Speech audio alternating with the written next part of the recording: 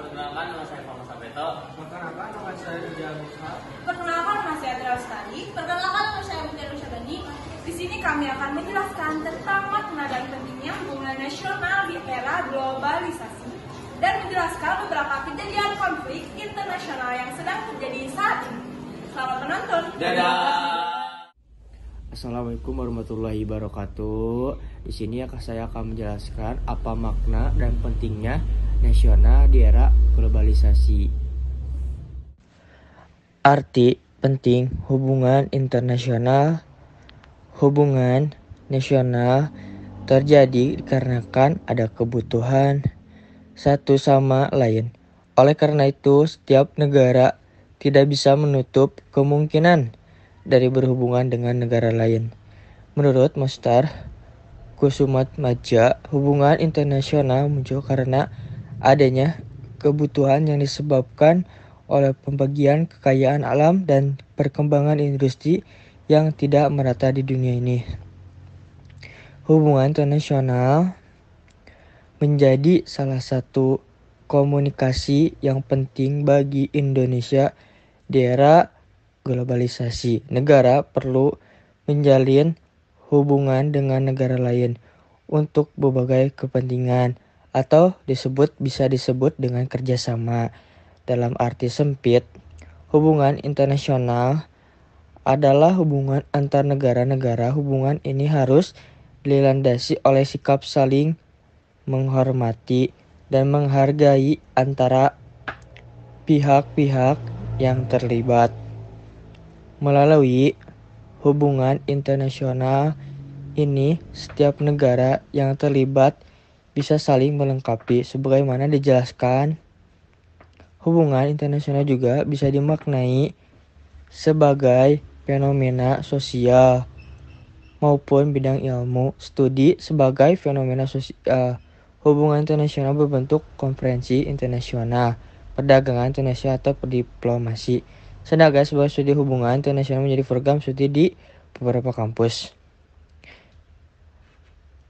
Menciptakan dan melihara hubungan damai dan adil dengan negara lain. Mencegah atau menyelesaikan konflik, perselisihan, permusuhan, persengketaan yang mengancam perdamaian dunia.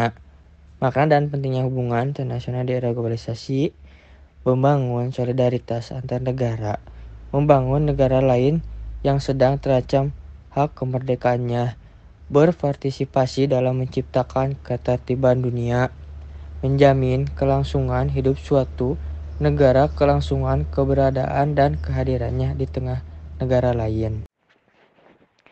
Assalamualaikum warahmatullahi wabarakatuh. Perkenalkan, nama saya Tria Lestari. Di sini saya akan menjelaskan beberapa kejadian konflik internasional Afghanistan dan Taliban.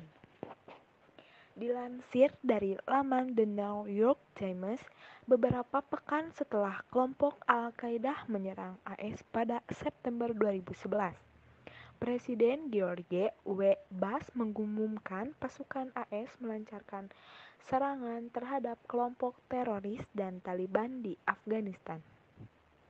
Taliban telah menguasai dan merebut kekuasaan di Afghanistan pada Minggu 15 Agustus 2021 lalu. Kelompok bersenjata menyebar ke seluruh ibu kota dan memasuki istana presiden. Kejadian itu juga membuat Presiden Afghanistan Ashraf Ghani melarikan diri ke luar negeri. Dalam konferensi persnya baru-baru ini, Selasa malam waktu setempat, Taliban membuat jaminan kepada warga Afghanistan dan dunia, termasuk mengaklaim tidak melakukan serangan balas dendam terhadap siapapun yang bekerja dengan AS. Dilaporkan, Taliban melalui juru bicaranya Zabihullah Mujahid mengatakan mereka akan bekerja dengan perempuan, tetapi dengan batas-batas hukum syariah. Konferensi itu dilakukan setelah mereka menguasai kota Kabul yang menyebabkan ribuan warga Afghanistan berusaha melarikan diri dari negara itu. Untuk itu, Taliban berusaha meyakinkan masyarakat yang ketakutan kalau mereka akan kembali membawa hukum dan ketertiban ke Afghanistan. Mereka berjanji kegerian dan aturan sebelumnya tidak akan terulang lagi. Kami ingin dunia mempercayai kami, kata Mujahid. Mujahid mengatakan mereka akan memastikan keamanan semua kedutaan asing dan organisasi bantuan. Ketika ditanya tentang status hak-hak perempuan dan kebebasan pers di bawah Taliban, Mujahid menegaskan, baik perempuan dan media akan dapat berpartisipasi dalam masyarakat sesuai dengan hukum syariah. Imarah Islam berkomitmen untuk hak-hak perempuan di bawah hukum syariah, katanya. Kendati demikian, Kanada langsung bergabung dengan negara-negara yang tidak akan mengakui Taliban sebagai pemerintah Afghanistan dalam pengambilan itu. Mereka telah mengambil alih dan menggantikan pemerintah demokratis yang terpilih dengan paksa. Kata Perdana Menteri Justin Trudeau, sejarah Taliban di Afghanistan dan perang berkepanjangan ini dipicu oleh tragedi 9 atau 11 di AS. Petinggi Al-Qaeda, Osama bin Laden, dituduh sebagai biang kerok peristiwa tersebut. Osama bin Laden berada di Afghanistan di bawah perlindungan Taliban. Tak menyerah, Taliban menolak menyerahkan Osama bin Laden. Ada dampak dari pertempuran Taliban dan militer Afghanistan semakin membuat rakyat setempat sengsara. Sebab, di samping konflik, warga menghadapi kekeringan di Afghanistan. Menurut program Pangan Dunia WFP PBB 1 atau 3 dari total populasi Afghanistan, sampai 14 juta orang terancam kelaparan akut. Assalamualaikum warahmatullahi wabarakatuh. Saya Mutiara Syabani akan menjelaskan tentang apa pentingnya perdagangan internasional dalam hubungan internasional di era globalisasi positif dan negatif. Apa pentingnya perdagangan internasional dalam hubungan internasional di era globalisasi positif dan negatif? Perdagangan didefinisikan sebagai pertukaran barang dan jasa atau uang yang saling menguntungkan atau memberikan manfaat yang didasarkan atas kehendak sukarela dari masing-masing pihak. Pentingnya perdagangan internasional. Perdagangan internasional menjadi kegiatan yang penting bagi setiap negara karena saling melengkapi kebutuhan antar negara. Hubungan internasional pun juga semakin erat.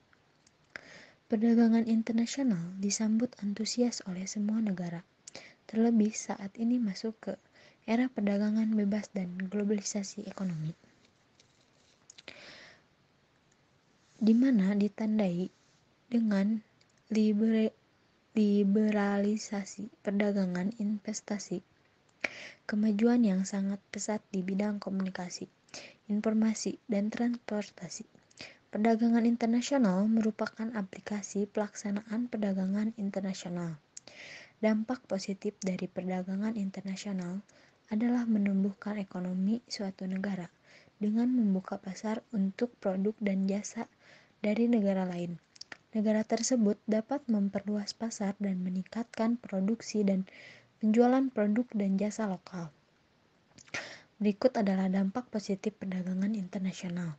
Yang pertama, mempercepat pertumbuhan ekonomi. Yang kedua, sumber devisa negara.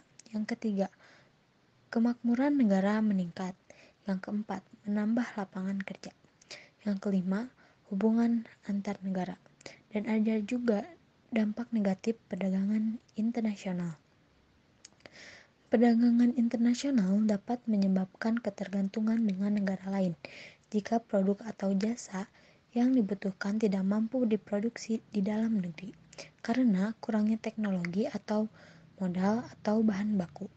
Ketergantungan dengan negara produsen akan semakin tinggi. Dampak negatif tersebut antara lain.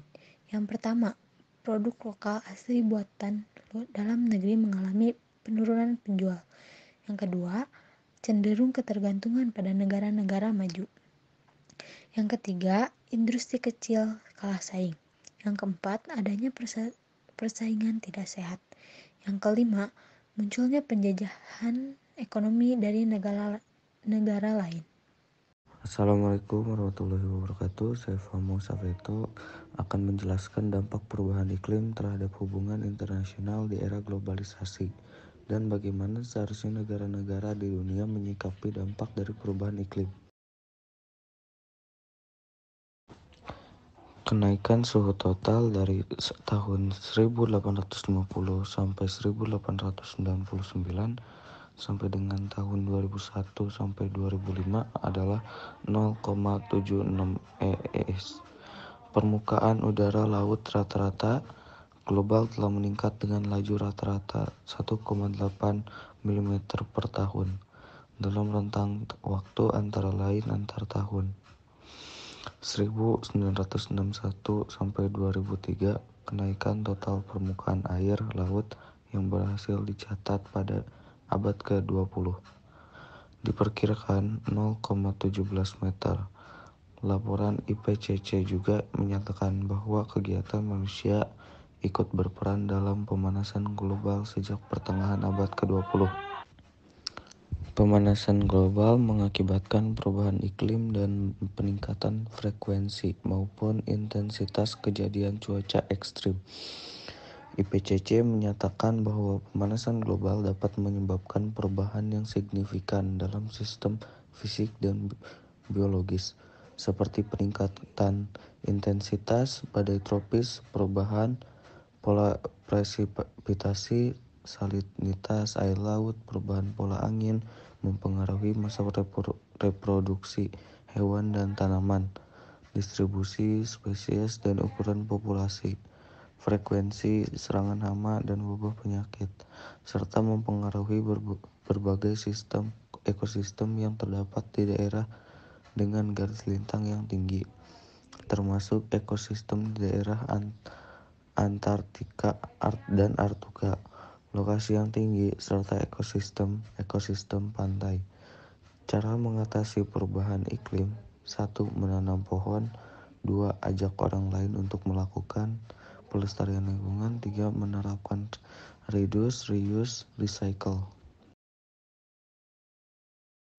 Kesimpulan, manfaat hubungan internasional. Berikut ini beberapa manfaat hubungan internasional bagi Indonesia antara lain. Manfaat ideologi, yakni untuk menjaga dan mempertahankan kelangsungan hidup bangsa dan negara. Manfaat politik, yakni untuk menunjang pelaksanaan kebijakan politik dan hubungan luar negeri yang digunakan untuk kepentingan nasional, terutama untuk kepentingan pembangunan di segala bidang. Manfaat ekonomi, yakni untuk menunjang upaya meningkatkan pembangunan ekonomi nasional. Manfaat sosial dan budaya, yakni untuk menunjang upaya pembinaan dan pengembangan nilai-nilai sosial budaya bangsa dalam upaya penanggulangan terhadap setiap bentuk ancaman, tantangan, hambatan, gangguan, dan kejahatan internasional dalam rangka pelaksanaan pembangunan nasional. Manfaat perdamaian dan keamanan internasional, yakni untuk menunjang upaya pemeliharaan dan pemulihan perdamaian, keamanan, dan stabilitas internasional.